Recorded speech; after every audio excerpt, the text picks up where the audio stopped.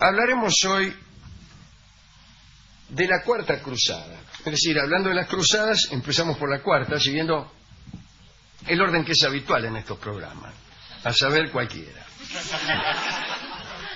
Bueno, antes de comenzar lo que pudo haber sido, porque no ni siquiera fue la Cuarta Cruzada, la ciudad de Jerusalén estaba ocupada por los musulmanes, con su comandante Saladino, los reyes más importantes de Europa, Felipe Augusto de Francia y Ricardo Corazón de León, el inglés, no habían podido hacer nada contra el poderío de Saladino, y más todavía contra los propios problemas del occidente, peleas entre los mismos cruzados, que eran constantes, y bueno, desgastados por aquellas luchas, ni siquiera habían logrado sitiar la ciudad de Jerusalén. Allá por el año 1195 comenzó a gestarse una nueva expedición, la Cuarta Cruzada, que en realidad nunca fue tal y ya veremos por qué. A la muerte de Saladino, se murió Saladino, lamentablemente.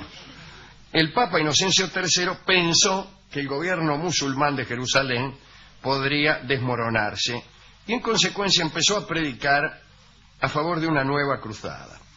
Por esos días empezaban con ardor a preparar expediciones, pero eran arrestos muy crispados y muy desatinados que no llegaban nunca a buen fin. Salían grupos en dirección a Jerusalén, arrancaban para allá, como quien va para Jerusalén, y por ahí empezaban peleas entre ellos y se volvían, no hacían ningún esfuerzo logístico. Los campos estaban llenos de volvedores, de tipos que se habían ido a la cruzada y volvían a los 15 días, muertos de hambre, con las ropas hechas jirones, peleados entre ellos, etcétera. Muy bien, entonces Inocencio decidió reparar tanta desorganización y trató de persuadir a los pueblos para recuperar Jerusalén ordenadamente. Tomó algunas medidas. Todos los aportes hechos al clero fueron confiados a los caballeros de las órdenes de Jerusalén, y hasta el propio Papa mandó fundir su vajilla de oro y plata para la expedición, como así también las cruces y las imágenes hechas de aquellos metales. Un ejemplo interesante para algunos papas decidores. Mientras la travesía duró, hizo que se les sirviera solamente en vasijas de barro y madera. El señor Fulk, párroco de Neuilly, fue elegido para comandar las tropas cristianas. Y este señor Fulk, muy ignorante, muy fervoroso, se expresaba con mucha vivacidad y lograba animar a todos para la contienda. Muchas veces obtenía la atención de los oyentes insultándolos, e incluso se veía obligado hasta a hacer uso de su garrote para imponer su figura ante las muchedumbres. Y aquellos sobre quienes caía el garrotazo solían besar la sangre que brotaba de sus propias heridas, ya que el amigo Fulk de Neuilly tenía fama de santo, se había hecho fama de santo. Cientos de personas se presentaban ante él, se sacaban la ropa y pedían ser castigados por su mano.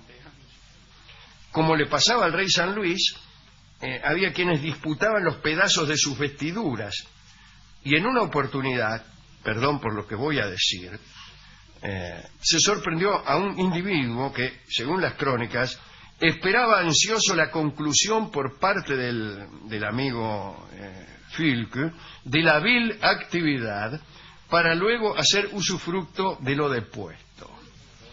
Durante el año 1198, al igual que Pedro el Ermitaño y San Bernardo, Fulk anduvo predicando por todas partes.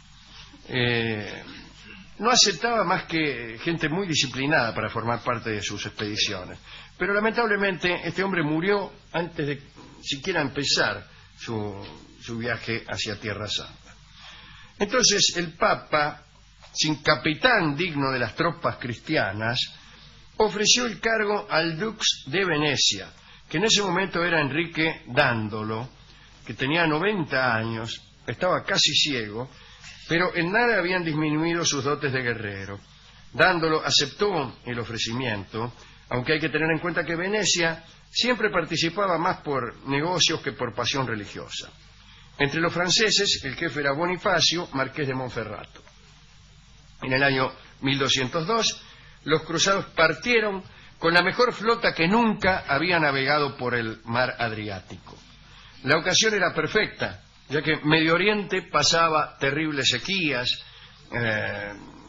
la inundación del Nilo del año 1200 había sido insuficiente, Egipto era presa de un hambre acompañado por todos los horrores. En el Cairo habían mandado a quemar a 30 mujeres que se habían comido a sus maridos. Repito, se habían lastrado a Lodorima. 111.000 personas, qué prolijidad, habían sido muertas por la peste. El río y el mar estaban llenos de cadáveres y los temblores de tierra habían arrasado con las ciudades y las fortalezas. Es decir, todo parecía propicio para la toma de Jerusalén. No se ve porque todo parece propicio para la toma de Jerusalén si los desastres ocurren en Egipto, pero bueno. Sin embargo, los cruzados, seducidos por los encantos de Constantinopla, cuando pasaban por ahí cerca decidieron tomar la ciudad. Una ciudad cristiana. Eran cristianos ortodoxos de la fe griega. Formaban parte del imperio bizantino. Pero los tipos pasaban cerca y dice, ¿por qué no vamos y tomamos Constantinopla? Dice, ¿qué tal? No ir hasta allá. Bueno, dice, está muy bien, dijo alguien, enseguida se encuentran argumentos. De este modo podemos transformarla en la base para nuestra expedición a Jerusalén. Bueno, Constantinopla era un desastre políticamente.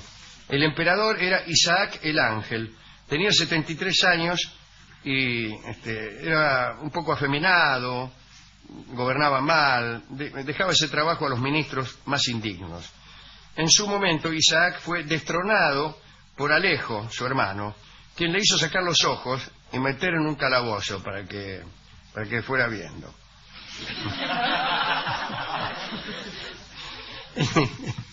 Entre otras cosas, la excusa de los cruzados para entrar en Constantinopla era tratar de restablecer a Isaac en el trono.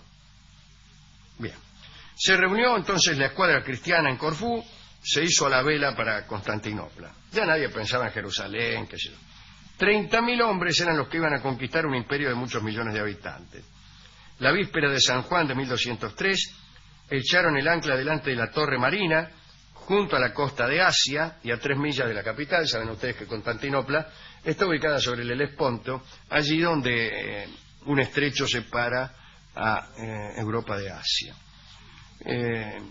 Todos quedaron maravillados con la ciudad. Constantinopla cubría el espacio de 7 colinas, presentaba altas murallas flanqueadas por 386 torres, qué sé yo. Bueno, mucha belleza. Sin embargo, la condición moral del país distaba de la hermosura, había una cantidad de líos por todas partes. Los cruzados, que ya ni siquiera se hacían llamar así, se ubicaron a unos pocos kilómetros de la ciudad. Atacaron, rompieron las cadenas del puerto y dieron el asalto. Alejo se dio a la fuga y abandonó a sus ejércitos. En medio del combate, Enrique Dándolo fue llevado en andas por los suyos e hizo que lo pusieran en tierra con el estandarte de San Marcos, el de Venecia, ¿no? A las pocas horas, Constantinopla se había rendido. El gobierno se había rendido, pero no su pueblo. Fue en ese momento cuando, a la fuerza, se decidió unir la iglesia griega a la latina y muchos religiosos griegos se trasladaron a la vieja Rusia, ¿no? Siempre hubo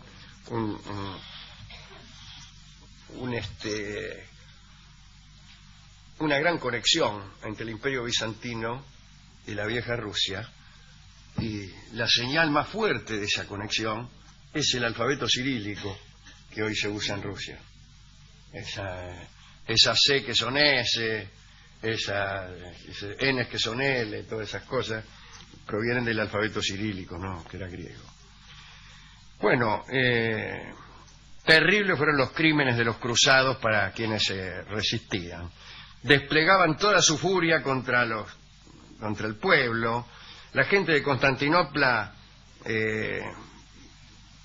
tiró abajo las estatuas de los dioses clásicos a quienes acusaban de las desgracias presentes. Isaac el Ángel murió de espanto y dolor. Los cruzados, luego de enormes masacres, adornaban sus caballos con los gorros y trajes de los orientales, corrían las calles llevando, en vez de espadas, papel para hacer mofa del saber de los griegos que ellos juzgaban afeminados. Muy bien. Estropearon monumentos, se afanaron el oro de los palacios, de las iglesias, se afanaron todo. Bueno, al poco tiempo el pueblo de Constantinopla también ya fue sometido del todo al poder de los occidentales y resolvieron elegir un emperador. Lo eligieron 6 electores venecianos y otros tantos franceses. Todos quisieron elegir a Enrique Dándolo, pero el viejo Dux no aceptó. Prefería la tranquilidad de Venecia. Entonces lo eligieron a Balduino IX, conde de Flandes, y conforme a lo pactado, Constantinopla se dividió en cientos de pequeños estados. Balduino obtuvo la 4ª parte de todas las posesiones, Venecia 3 de los 8 barrios de la capital y 1/4 del imperio. La mayor parte del Peloponeso, que formaba parte, Grecia toda formaba parte de aquel imperio, del imperio bizantino, y todas las islas cercanas tuvieron príncipes nuevos. Y hasta las iglesias se dividían en francesas o venecianas. Se instauraron las leyes que Godofredo de Bouillon había impuesto en Tierra Santa cuando en la primera cruzada, y fueron gobernadas esas regiones por poco tiempo, al estilo de los feudos de Europa. Mientras los cruzados se olvidaban por completo de Jerusalén, el Papa se volvía loco. No podía entender cómo toda la tropa había cambiado de rumbo y se peleaba en Constantinopla, se peleaban entre ellos disputándose los pequeños feudos. Y se reclutó entonces un ejército espantoso. 50.000 niños franceses y alemanes se juntaron para hacer otra cruzada en reemplazo de aquella. Se les había anunciado que había sequía, pero los niños entusiastas se fueron. Empezaron en Francia y en Alemania, pasaron los Alpes y llegados a Italia sucumbieron de fatiga. 30.000 de ellos que habían pasado por Marsella cayeron en poder de los mercaderes de esclavos y fueron vendidos en África y nunca más se supo nada de ellos. Y ese fue el fin de la extraña 4ª cruzada. Los cristianos debieron esperar casi 20 años para poder organizar la 5ª cruzada, pero esa ya es otra historia. Hemos ido a la discoteca y el discotecario nos dijo que eso no era nada en comparación con lo que pasaba en el barrio de él. No, lo quiero ver en la cruzada, el discotecario. Que robaban todos los días y... ¿Qué tiene que ver? No es lo mismo. Cosas así, que empezó a contar unas anécdotas que no tenían mucho que ver, de cómo él le contestó mal a un colectivero. La conversación fue tremenda. Así que hemos traído un disco de Karina Biorlegui que se llama Cruz de Palo, que no está mal para amueblar esta charla sobre una cruzada. Sí, pero es por las cruzadas que Biorlegui... El tango se llama Cruz de Palo por las cruzadas, evidentemente. ¿Ah, sí? Evidentemente. Y puntualmente por la 4ª cruzada. Ah, ¿la menciona? Sí, no la menciona, pero se sabe. Ajá. Está implícito. Los tangueros saben esto. En la viruta todo el mundo comenta que el tango Cruz de Palo fue compuesto por la 4ª cruzada, no la 3ª ni la 5ª. La 4ª. Pues si vos vas y decís que es la 3ª cruzada, te miran todos y te cargan y no te dan bolilla. Y si decís la 5ª, tampoco te dan bolilla. Ahora, si decís la 4ª... ¿Qué? Tampoco te dan bolilla. Porque ahí no le dan bolilla a nadie. Así que escucharemos a Karina Biorlegui, acompañada por las guitarras de Juárez, Soria y Salmone, en el tango que se llama Cruz de Palo.